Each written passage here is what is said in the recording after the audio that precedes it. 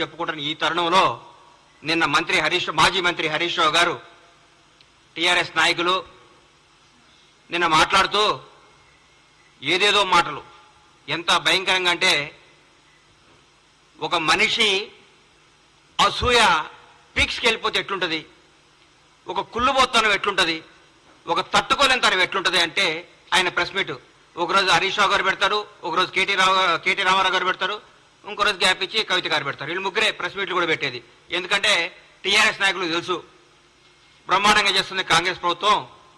గౌరవనీయులు మన ముఖ్యమంత్రి యువకులు ఫైర్ బ్రాండ్ శ్రీ రేవంత్ రెడ్డి గారి నేతృత్వంలో కాంగ్రెస్ పార్టీ కాంగ్రెస్ మంత్రులందరూ అద్భుతంగా ప్రగతి పదం వైపు దూసుకుపోతూ తెలంగాణ రాష్ట్రాన్ని పేరుని ఖ్యాతిని వాణిని భారతదేశం మొత్తం వినిపించే విధంగా చేస్తున్నందుకు ఈ రోజు భారతదేశం కూడా మన తెలంగాణ రాష్ట్రం గురించి చెప్పుకుంటాను. ఈ తరుణంలో నేను హరీష్ రావు గారు అంటారు 100 రోజుల తర్వాత ఇలా పప్పులు ఉడకమన్నాడు.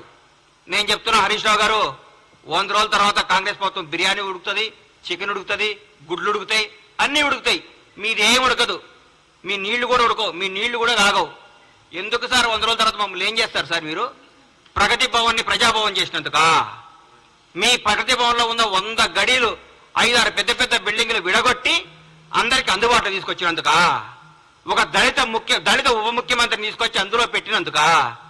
ఎందుకు సార్ మీరు చేసేది? నియంతృత్వ పాలనకు పాతరేసి ప్రజాపాలన తీసుకొచ్చినందుకా?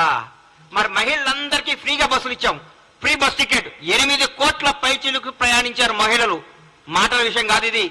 8 కోట్ల మంది స్త్రీమూర్తులు ఫ్రీగా తెలంగాణ రాష్ట్రంలో టికెట్ లేకుండా అందరూ అనుకుంటున్నారు నిన్న అన్న ఈ నెల నాకు 1300 మిగిలినాయి, ఈ నెల 1500 మిగిలినాయి, ఈ నెల 1600 మిగిలినాయి, ఈ 1600 తీసుకపోయి చిట్టి కట్టుకుంటాంది మా ఇంట్లో. పాపం మా ఇంట్లో పనిచేసే ఒక అమ్మాయి. నాకు చాలా ఆనందం అనిపించింది. ఇది ప్రజాపాలన అంటే, ఇది ప్రజా ప్రభుత్వం అంటే. 10 లక్షల రూపాయలు మేము ఆరోగ్య బీమా కింద పంపించినందుక మీరు ఏం చేస్తారు సార్? మేము ఏ నిరంకుత్వం లేకుండా, ఏ రికమెండేషన్ లేకుండా నీతిగల నిజాయితీ గారి పరిపాలన అందిస్తున్నందుక, నీతిగల నాయకుల్ని మంచి మంచి ఉద్యోగాలు నియమించినందుక ఏ ఫీలింగ్ లేవు. సమాజం ప్రతి ఒక్క కమ్యూనిటీని తీసుకొని నీతివంతమైన అధికారులంతా నియమించి ముందుకు తీసుకుపోతున్నారు ముఖ్యమంత్రి గారికి రేవంత్ రెడ్డి గారు. మీరు దీనికా సార్ ఎందుకు కుళ్ళుకుంటున్నారు సార్? మీరు నాకు అర్థం కావట్లేదు. కాళేశ్వరం మొత్తం మీ మేడిగడ్డ కాళేశ్వరం అవినీతి మొత్తం మా వాళ్ళు ఎంక్వైరీ చేస్తున్నందుక సార్ మీరు?